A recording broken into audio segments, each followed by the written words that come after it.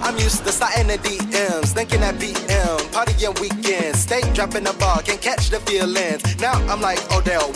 Hey, what's going on, everybody? It's your boy TeflonJohn coming to you courtesy of the Art of Reinvention show. And I got my man with me. I guess you all have seen him before. Jalen Jiggy M. Randolph, man. So this is my brother from another mother right here, man. So for those of you who haven't seen the Art of Reinvention show before, Jalen, this is his second interview on here. So for those of you who don't know who this young man is and don't know the impact that he's making in Lynchburg, I'm going to let him tell you more about himself. Yes, my name is Jalen Jiggy M. Randolph, a.k.a. Young Jig, a.k.a. my smile make the ladies want to stay a while. And yeah, man, I make music. I'm a young entrepreneur. I own a business. Also do a little bit of comedy, do a lot of hosting, producer, and I'm a visionary, man. Word.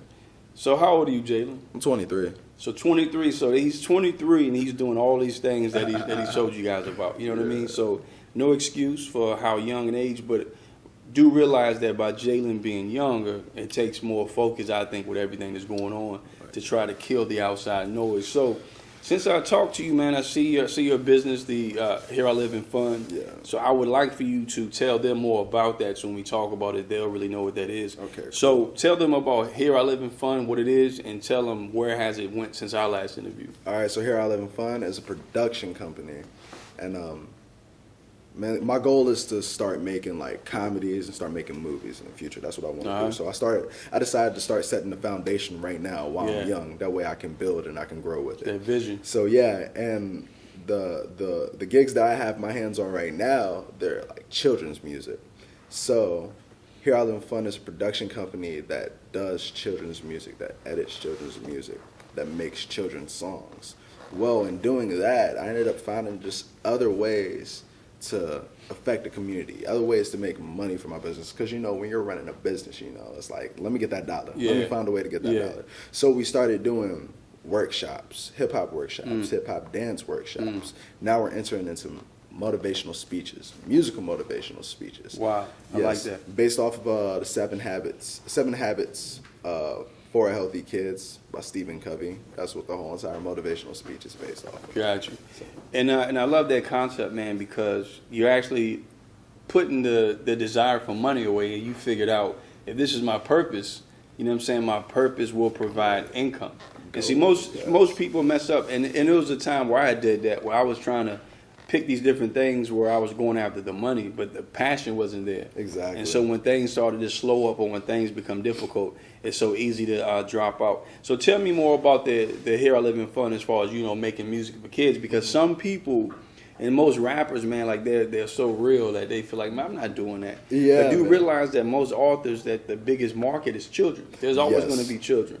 So could you explain to them more of that, of how you start off with the jingles and how it got to this point? Yeah, it was just mainly it fell in my lap. It completely fell in my lap. I got asked to do the song for a Lynchburg community market. We got the beats, which like mainly like 60% of Lynchburg knows me for that. You know all that, man. So that just fell into my lap. And then most people would be like, all right, cool. Let me do something else. But then I realized, like, there's a little niche right there, you feel me? There's a little demand right there, and it's missing. And, like, the children's music is, like, old and corny, bro. It's just, it like, is, man. So good. after schoolish, man. Yes, and nobody's, like, doing it in a modern hip-hop way. So I'm like, I'm really big on production. I, like, produce all my beats. Yeah. So I'm like, yo, I can produce some fire beats and then just tell kids about healthy living. Why not? Like, why not? It's getting my brand out there, and it's building up more than just the average brand.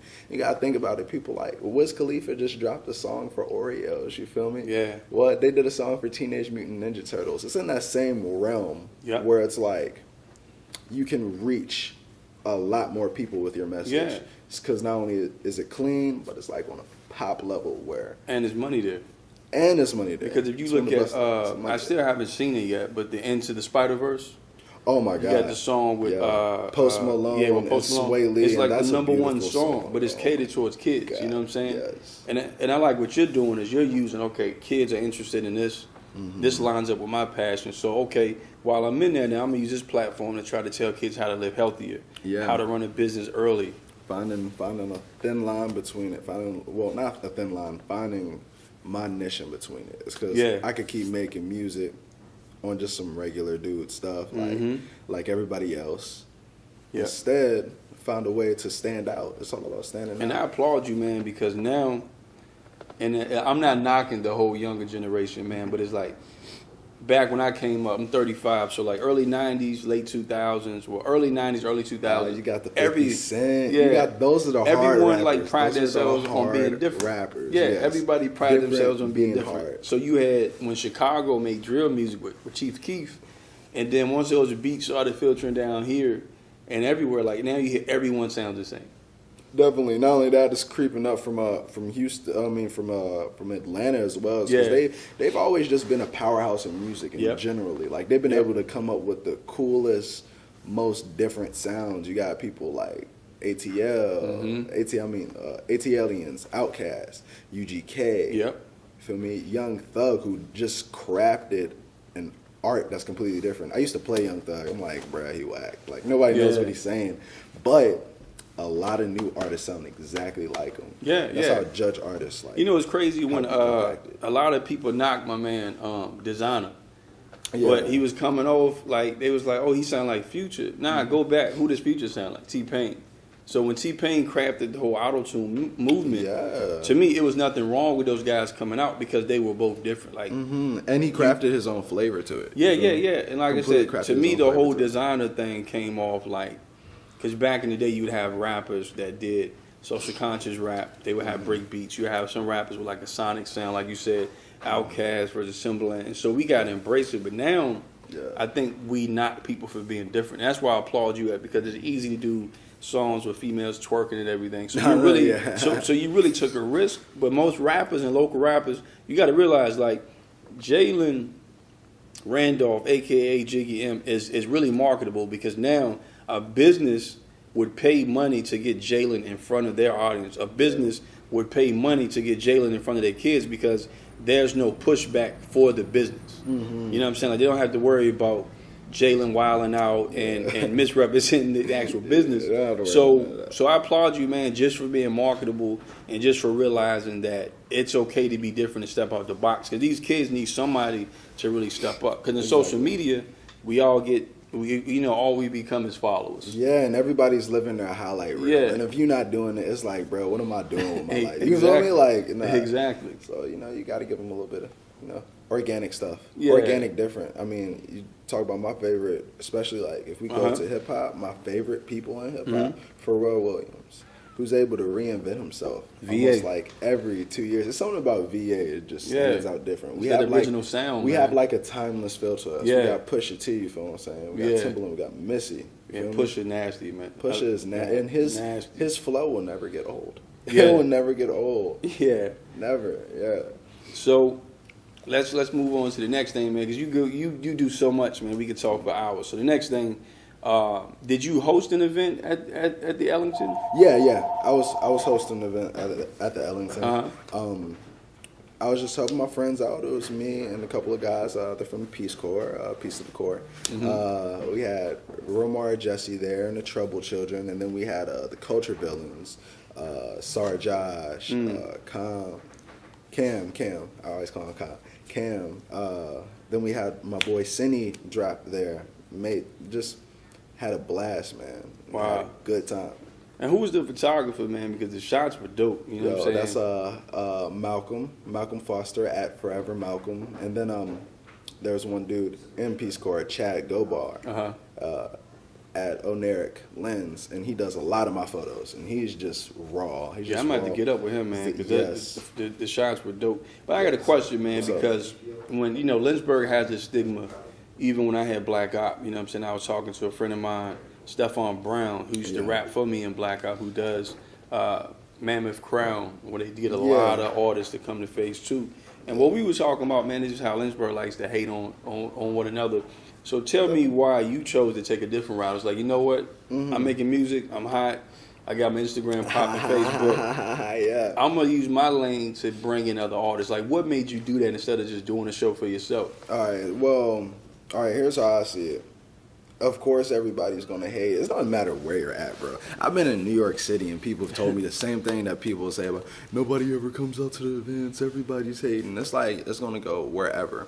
And me, what I like to do is, I don't like to just like hog all the credit, hog all the spotlight. I like to work with people. Yeah. I like to work, and we make something together. I was just asked to come do a cypher session because we opened up with a cypher session. I was like, bruh, y'all want me to just host the whole entire way through? It's because I can just do that, just help y'all out. Like, I like what y'all doing. So I just like it when I can partner with somebody and make something bigger. Word. As opposed to just being on my solo and not doing anything. Yeah. Word. Okay. So look, man. So when it comes to the music at the Ellington, you know what I'm saying? Just the way that you're able to think and reinvent yourself, man. Yeah. I just applaud you for being up top, because most people don't know. Through collaboration is really where you grow your brand, man. Because so many people through collaboration, your audience may not know me at all. Yeah. And that may be 20,000 followers. I may have 20,000. So now by me and you collaborating instead of working against one another, we work with each other. Yeah, you're putting more people into that funnel, man. Yes, and man. so could you explain the benefits that you've got from collaboration, whether it be through artists, whether it be through businesses, networking? Yes, collaborations are like very key and very beneficial if you definitely want to grow your brand. Like partnering with people, and now since I've partnered with like these businesses and stuff, I have people who would never even like sit across me just know what I do. Word. Like, I got that stigma of being like a rapper or being like, he makes music, and that's just from working with random people. Yeah. And you gotta think about it. It's like that comes with working with like people who have their own base.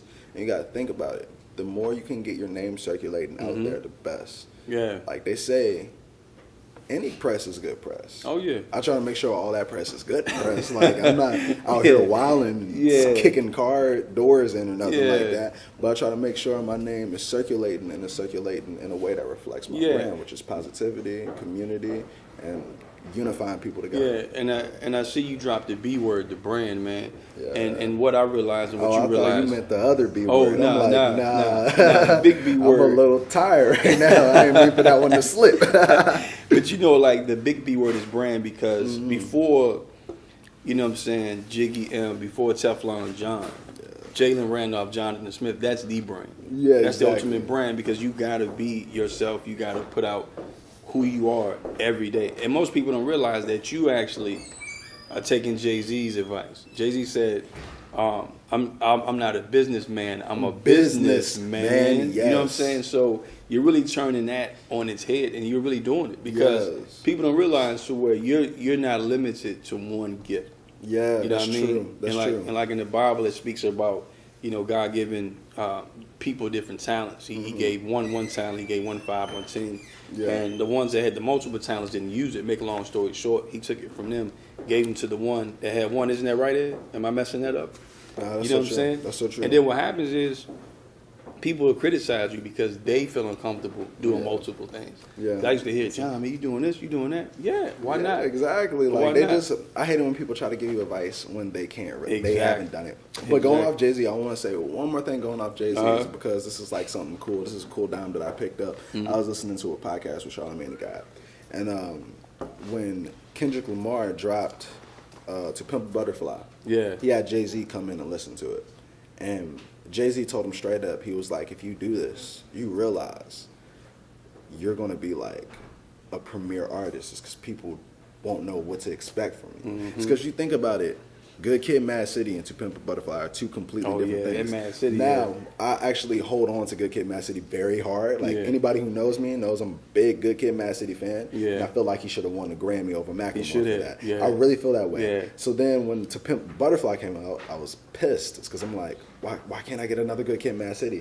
But then I think they were saying, it was like, what if he dropped another Good Kid, Mad City? He would be known as the rapper that can just make Good Kid, Mad City. Not the versatile rapper Kendrick Lamar is. You always got to give him the unexpected. Always. It's crazy, man, because like, you know, the music will transcend and everything, like everything sold through music. Fast food, shoes, clothes. So you're definitely in the right genre. But what I love about you is you're seeing the big picture, man. You're not just thinking about today. You're actually thinking about 2024. Yeah, definitely. I want the business flourishing at that point. Yeah. I want to have my brand name flourishing at that point. Yeah. Because my goal is to have a functioning business and also to get into like an Arsenio Hall type show, one of those talk shows where I'm showcasing, talent, and we're just having. Oh, you're fun. gonna get there, because like I said, if I get there before you, I'm gonna make sure you get there. All right, word. Give me the Jiggy M minute. You feel me? Pretty Give me much. the Jiggy M I'm gonna minute. make sure that you get there. So let's switch it up. So Yeah. give me some, tell me, how did it feel, man? Like when you find out that you're actually making impact in young people's lives. Yeah. Tell me how it went from when that wasn't even your attention. I just want to make dope music to where you realize, I'm really changing people's lives. Yeah, man. How does that feel? I feel like that's the craziest part. That's the good incentive that I was thrown. It's because, at the end of the day, especially with my production company and what I hold myself to, is that we express, fun and creativity through music and videos. So my foundation is just to make sure everything is amazing. Make sure the cadences of the rap, make sure the rap song is together, make sure the video is together. I want to make sure everything on the entertainment side and the audio and the visual side is completely perfect. That way, when the people get it, it's digestible, it can reach a big group of people. And that goes back to that B word, the brand. So Exactly. you've set standards for your brand. Yes, definitely. You know what I'm saying? And that's just like with me, I'm real technical with how it looks. Because most people, man, you wanna do it, and there's nothing wrong with that. Start how you start. But over time you gotta upgrade. Definitely. And what most people fail to realize, you gotta, and I'm pretty sure that you can attest to this, and I do want you to touch on that, because we live in a time where people are finding value in too many material items, Jordans, clothes, but they're not putting the value in things that could bring them value back. Exactly. And so I'm pretty sure when you started rapping, man, you had to be like, you know what, man, I gotta purchase this. I Yeah. gotta buy this, because you see the ultimate goal. So how important was it for you to be where you are now? Yes. Could you be where you are now had you not invested in yourself? Nah. You always got to constantly invest. A lot of the money I make off of this, I put back into the business. Exactly. I put back into, okay, boom, we're getting a better videographer. We're getting better audio engineering. We're getting better placements, better opportunities, really just elevating the brand, is because I don't want to look like I've been doing them. I don't want to look like I'm in the same position Gotcha.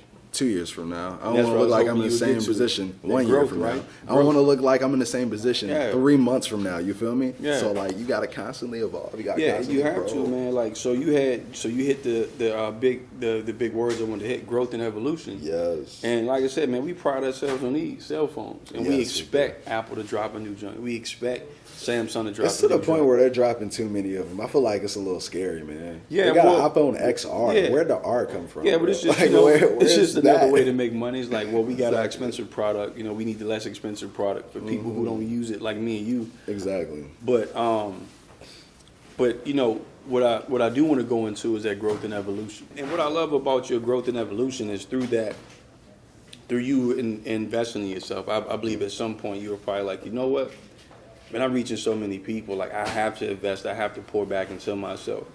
How was that able for you to reach more and impact more? Because I'm pretty sure you were impacting a lot of young people, or just different people, all together on a smaller scale. But once you started to put that money back into your business and back into yourself through your production, through the audio, you were able to reach more. So take a deep dive into that, man, and just how you were able to reach people. It's super bittersweet. It's because it's I could pocket this, but instead, put it into there. Go ahead, put that extra in there. It's because it's going to carry you a long way. And it helps you reach more people. It lets people know you're serious. If you scroll on my social media pages, I'm serious. I'm not just doing this to do this. I'm not playing around. This is like a career for me. Yeah. So letting people know that when people take you, people respect you when you reach a level of professionalism. And that's what makes it easier for people to be like, okay, I like him. I will listen to what he has to say. It's because, all right, Wiz Khalifa. We know if Wiz Khalifa drops a song today, it's going to be very good. Like, it's going to be very good on the production end. Oh, yeah. It's going to be very good on the quality. It's probably going to be a very good visual along to it. Yeah. And we're going to be able to just vibe to it. Like, we have a stigma for him already. Yeah. Now, Yeah. there's a difference between Wiz Khalifa and Johnny J upstairs, who runs off these little laptop monitors and who's just like, who's playing around with it. You feel me? Yeah. Like, there's a big difference between it. So, pushing that professionalism, pushing that growth, that evolution, and pushing that into the brand does nothing but make people accept what you have to say more. And my goal, especially as a rapper, when I'm like rapping, is to reach a mass audience so people can relate, you feel me? So people can digest it. And then when you hold yourself to that professionalism, people are willing to sit there and listen. And then that's when you change lives. That's when you affect lives. Yeah. Because hip-hop music has affected my life and changed it for the better. Yeah. Sometimes for the worse, you know, we all have those. Yeah. But mainly for the better. Listening to these people who look exactly like me, who go through the same thing I go through. Yeah. And Be you're able giving to them a give voice them- too, man. Definitely. You're really giving them a voice, because I think now, man, what I do credit this generation on is they're really touching on like a lot of mental health issues. Definitely. And you can hear a lot of artists, man, that are dealing with that, using that platform to really come through and say, you know what, these are the issues I'm dealing with. So I think you're taking the whole suicide option out, because now you know, okay, on a grand scale, the guy that I'm looking up to deals with the same thing I'm dealing with, and they're still making it. Exactly. You know what I mean? So I think that's very powerful, man, very powerful. So through you, you know, evolving in all of your growth, you know what I'm saying, and you impacting people. I see you doing something special for the kids, man. Yes. Next month, man, which is only Yes. a few weeks away, man. Yes. Tell me about this big Easter extravaganza, man. Easter egg extravaganza. Okay, so I'm partnering with the people at Green Skies at Unity. Shout out Nakia Haith, because she is a powerhouse. I want to get her in front of the camera, but she be acting all shy. And she's in with my man Kirk Jones. Kirk Jones. Yeah, yes. Me and him went to school together, man. Yes. Yeah. And I actually just met him for the first time. He back home. Yep. And I just met him for the first time. He has a good head on his shoulders. And Yeah. he knows what he wants to do. And he knows what he wants to give back to community. So I'm partnering with them. I'm hosting the Easter egg extravaganza. We made a plate sale where we raised up money for it. And also I'm going to this trip to Orlando that puts artists in front of agents. That's going to be in the summer. Got you. So, Now, were you able to raise money for that, or like how did that work? Tell me that more was about just the a details little bit of money for that. So all in all, we raised probably like $900 just off plate sale. I only walked away with like a little bit, like $150 towards that trip. The rest of it is going back into doing that event, making sure we can get a bouncy house, making sure we can rent out the space, making sure we get, you know, DJ, audio equipment, making sure each kid can walk away with an Easter basket, you feel me? 'Cause stuff like that goes a long way. Word. That's Not what's only up. that, giving the kids positive role models to look up to in the community. I remember when I was a kid, I didn't have much to do here. Yeah. Like what? I played Madden 07 for like 5 years. Like we ain't really have money like that, so Yeah, I you could right, never get man. the other Maddens. So it's like Yeah. I stayed with, and I would like manually update the roster and stuff like that. Before it was just the one button to update everything. yeah. I would manually go in and update the roster. So like giving those kids that time to have fun, to come out and do something, and to see people in the community like doing positive things. I feel like that's just And what's crazy is when they see someone who looks like them doing positive things, because I think it's so easy for. And what I'm saying is like it could be another African American doing some great things, but if they don't look like them, coming from the same demographic, just be like they don't see it's possible. Like the fact that me and you talked about Pharrell, Missy, Pusha T, all of them from Virginia Beach. We know that Virginia Beach exists. So we know, okay, it's possible for us to make it. So you can imagine living in these big cities, New York and Atlanta, where you're seeing people make it. So now, to that degree, so now they're seeing a guy from their neighborhood doing this big Easter egg hunt, you know what I'm saying, for the kids. That makes them know, okay, it's possible. Like, I can do the same thing. Exactly. You know what I'm saying? That's like one of my goals. Like I tell people all the time, because I don't want to do like children's music forever. Like I envision myself. I know for a fact I'm gonna be selling out shows. Like get to the point where I'm really doing original content and really just rocking stages. And I want to be able to give those kids something to hold on to. Like, oh, I remember Jiggy M. He came to my show and he came to my school and he did a show. Now he's on TV. Yeah, I know for a fact I can do anything I put my mind to. You talking about like inspiration? That's how I want to. Yes, that's how I want to inspire. They really like that fire under them, man. Yes, to be whatever you want to be. You don't have to be a musician. You don't have to be a rapper. What do you want to be? All right, cool. You can do it. There's this one girl. She wanted to be an author. She wanted to be an author. I brought her on stage, and she was hitting the floss and everything, just dancing, having a good time, while her classmates cheered her on. Like, stuff like that, I feel like it really resonates with the kids, and I want for them to, like, look at that, like, 10 years later, like, damn, I remember when I did that. I remember when I did. I remember when he told me I could be what I want to be, and I've seen him evolve and grow. Like, this is something I can do. Now, could you touch on, because I remember being that young, and I remember, like, I didn't know what inspiration or motivation was, but I knew that, you know, like when I played football or played sports, how a coach would, like, light a fire under me, and I knew it was other things I could have done, but I didn't have that. Like, we didn't have that access to Google back then, you know what I'm saying? So could you tell the importance of that, like how you going to touch that young girl's life where you like, yo, I'm gonna do what I wish could have been done for me. Yeah, exactly, man. Yo, it's just about being the person who evokes change. You feel me? Being the person who's gonna be that trailblazer. It's about stepping up and knowing what you can do and seeing what's around you. Is because that's one thing I really took into account. I saw what's around me and I saw how I could affect it and elevate myself. It's because this is Lynchburg, Virginia. Like, this is not known for music. We're not known for Easter egg hunts. Like, people, I did an event called Poverty Speaks. People just got hip to people like who deal with poverty in Lynchburg, how they're on the transit and how they move on the transit each and every single day.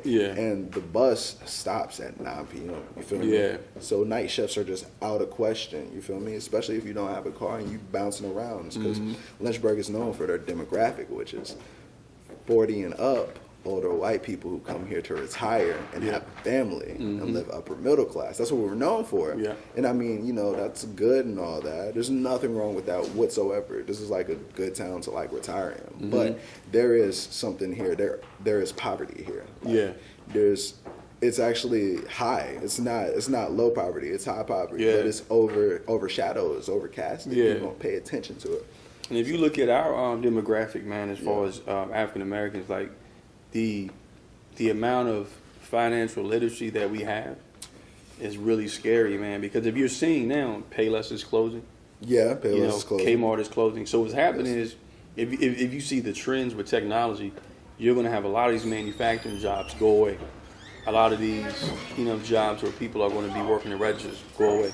Yeah. You can go to Walmart and do self-checkout. Exactly. I always do self-checkout. And so the thing is really knowing, okay, 4 years from now, what does that look like? Because retirement looks very different. But I think that how you kind of hit things on the head, man, is just knowing where you want to be, knowing what you want to do. Yeah. And just like you said, poverty, and even though you're doing music, and people may look at it, like Jiggy's having fun, you're really realizing that, you know what, like, yo, we have an issue.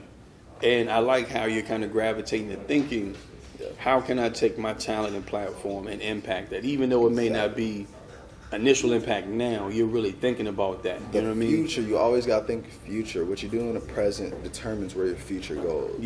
Don't dwell on the past. If you can change the present, you feel me? You can change the present with the future. So it's all about creating that change. I know for a fact, and I say this all the time, like, I know for a fact my name will live beyond my body, you feel me? I feel like my spirit will live beyond that. You see how Tupac left such a community impact. It's basically like Tupac is alive now. Exactly. Like, Tupac is technically alive now. Like, in essence, in spirit. And like, that's something to look forward to. Like, I know the impact I leave on the world is going to last for generations. And what I notice is to leave that type of impact, you got to ruffle feathers. And I think people are not going to like you, and because you're doing different. And there's people making money off of that poverty rate. There's people making money off the gentrification of our communities. Because if you look at it, if you do like the research on communities, where you might have a White Rock, you may have a Rivermont, and people that sit there and they'll let the property value drop. And then they'll come in and buy this section for for $200,000, $300,000 that is actually worth $600,000, but because of the crime, because of the economy in that area, they get it for dirt cheap. Yeah. And they bulldoze the buildings and they put up a fresh market. Yeah. Then they put up these different things, and before you know, they've taken over our low impoverished communities. And I think it's very important, man, just for people to know and just be aware. Like, don't just be like Jalen's doing music, but had it been not for this interview, I mean, y'all would know, like, this brother's thinking of how he can give back to his community, his people, his city. So it's not just a race thing. Like, he's trying to give back to his city and spread that education. You know what I'm saying? And here's also a thing going off of that is because I have a couple of friends, they go to Liberty and everything, so they deal with like the right wing people, you feel me? Like hardcore Republican Christians. And then I'm like, these aren't people, they low key like try to like play them like and like demonize them, like, yo, they're evil, they're like, I don't like what they're doing. But I'm like, I tell people this all the time, the way that these guys think is not bad whatsoever, but they're just misusing their power. So are we going to be the people, we have to be the people who learn from what they're doing and then use it in a good way. Yep. I want kids to know about that property flipped and not just blame gentrification and act like there's nothing we can do. You can definitely just channel and work on being that person to flip properties, but do something good for the community. Yeah, exactly. Not just put like a fresh market there. Put something that, the people would like. You feel me? And create grew jobs, up in that community. create opportunities. Create jobs, create opportunities. That's what we need to do. Instead of demonizing them, I'm not even going to say we need to idolize them. We need to learn what they're doing. Learn their process. And then apply it in a better way. Yeah, because I think you have great opportunities, man. Like, anytime there's a, some type of conflict, some type of turmoil, it's just great opportunity there. And I believe that once we get the financial literacy, then you say, okay, my end goal is this. How do I get there? Well, I have to generate income for myself. So let me start a business. Let me start a jingle business. Let me start doing shows. And then you develop an income. So now you can go back to your ultimate goal, which is to impact your community, which impacts your demographic, which ultimately impacts the city. Exactly. You see what I'm saying? But hadn't you went on the grind and started the Here I Live in Fun, started the Jiggy M, you know what I'm saying, it wouldn't be this big vision. And part of your ultimate vision is getting these small things knocked out. And so I just want to take a different turn, you know what I'm saying, by you dealing with the kids, being in school systems. So recently, man, it's a young fifth grader who got into an altercation. You're talking about a fifth grader, elementary school. And they got into an altercation, man. She got into a fight. And she got knocked unconscious. And I believe within like a day, she went to a hospital. Then she was airlifted to another hospital. In 2 days, she was dead, And I think the bullying, I really don't know the details, but the bullying, we see that there's an issue with that in schools. But I think the amount of physicality for two fifth graders, to actually get into a fight and someone that's a fight right there. Yeah, something was going on. Fifth grade, yo, that's a fight right there. You're talking about a fifth grader put hands on somebody and killed them. Like, yo, you really fighting. Now, here's what I got to say about something like that. I feel like people, I'm not even going to say people are gravitating towards the wrong things, because I've seen a lot of parents like get interviewed and they're like, we can't believe this happened. We can't believe this happened. People want to blame the school system and stuff like that. Like, why were they able to fight? Why were they able?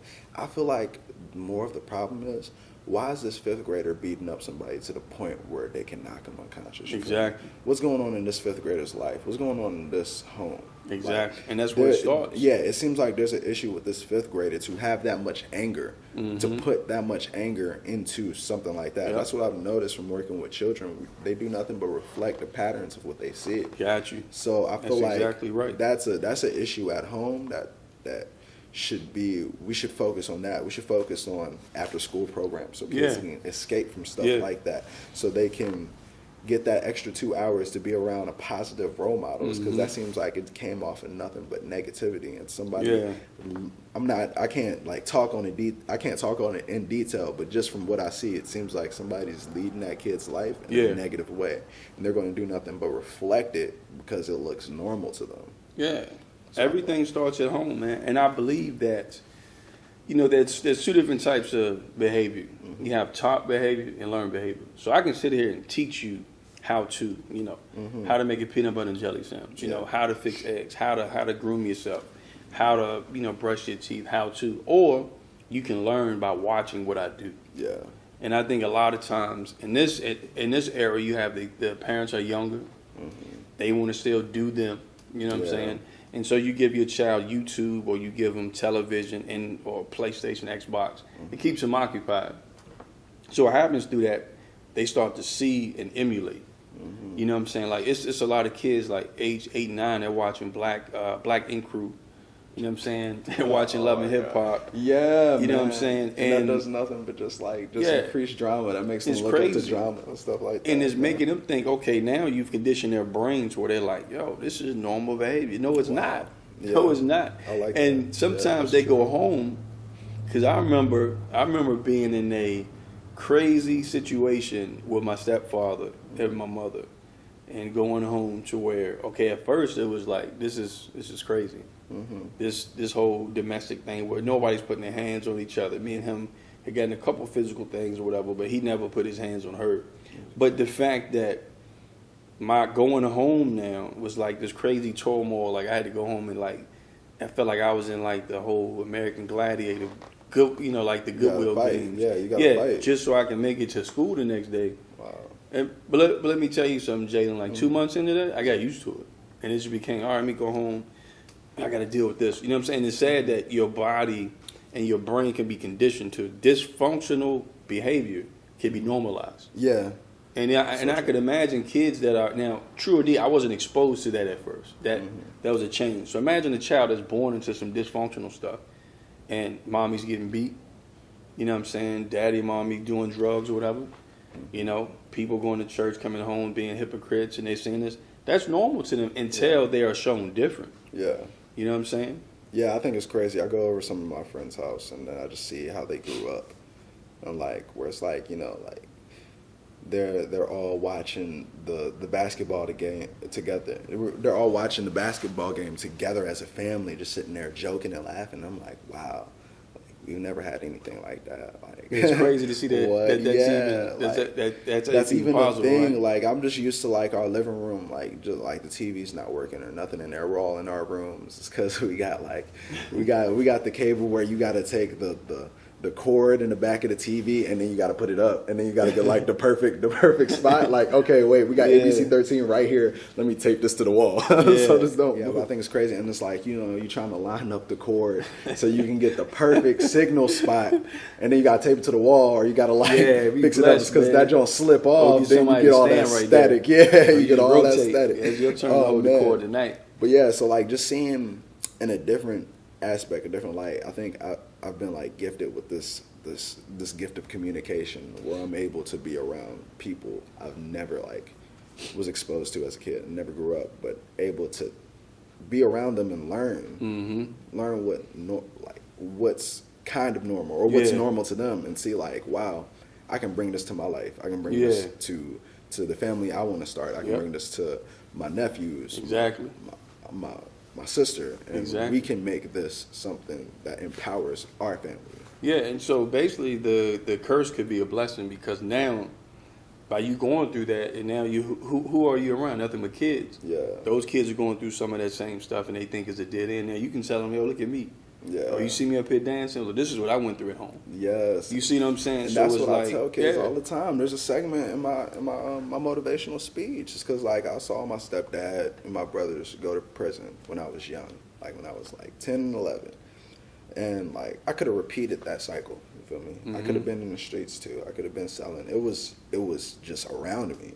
Yeah. And I could have gravitated towards it, but I chose not to. Is because I saw the negative outcome of their actions. Yeah.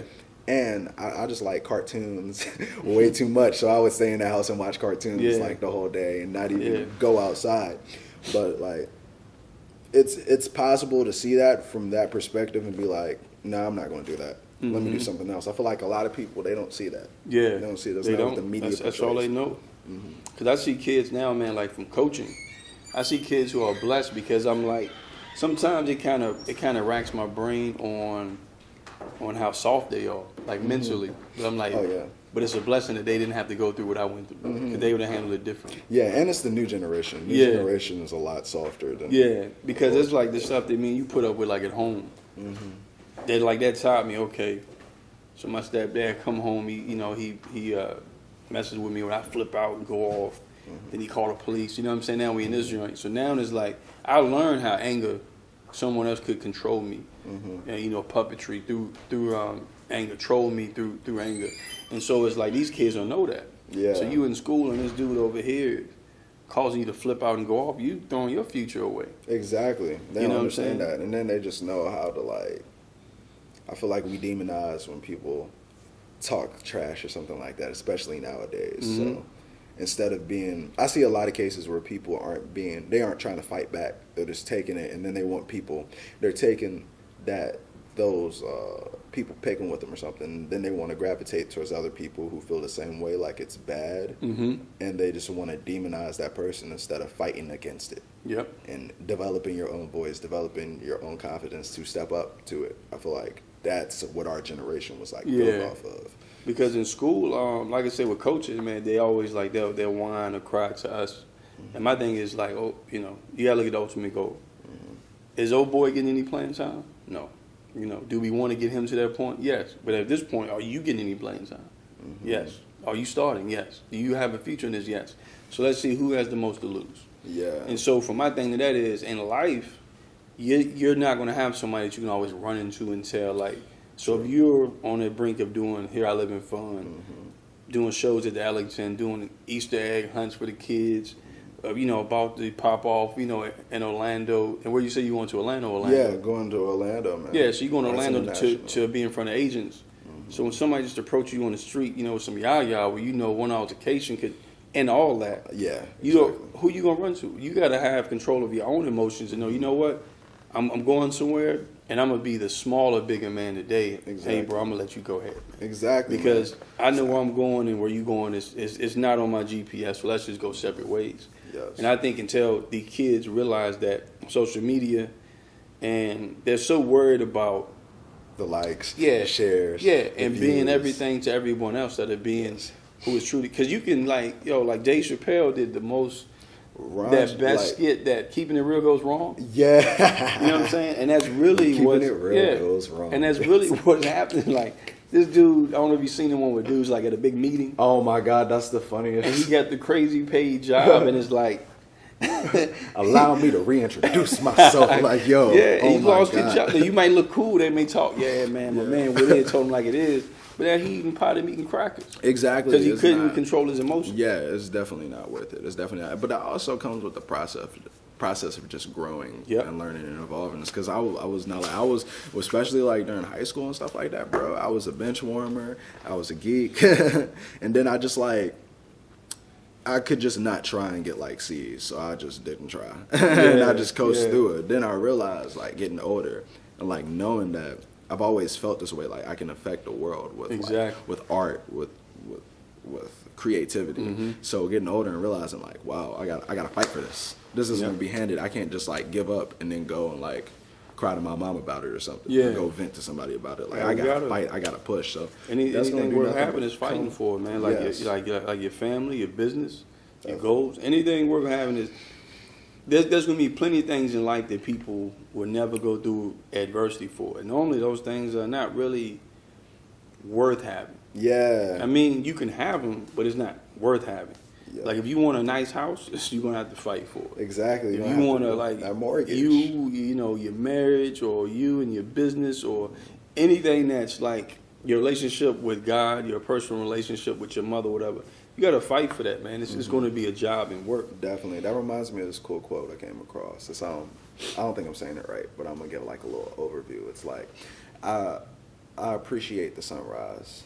It's because it lights my path. It shows me where to go.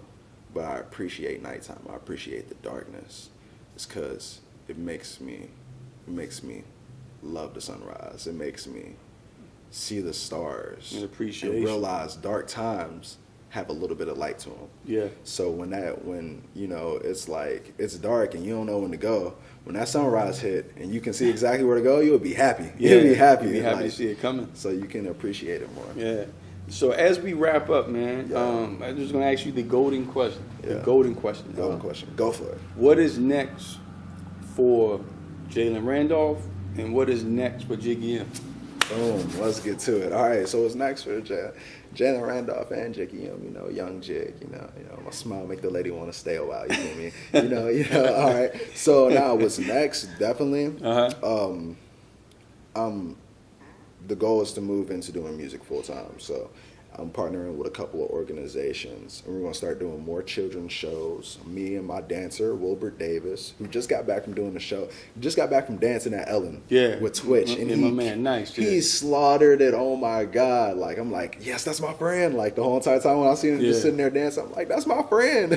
But yeah, we're going to be on some dynamic duo type stuff. We're going to be out there doing the musical motivational speeches, performing and dancing for the kids and giving the kids inspiration.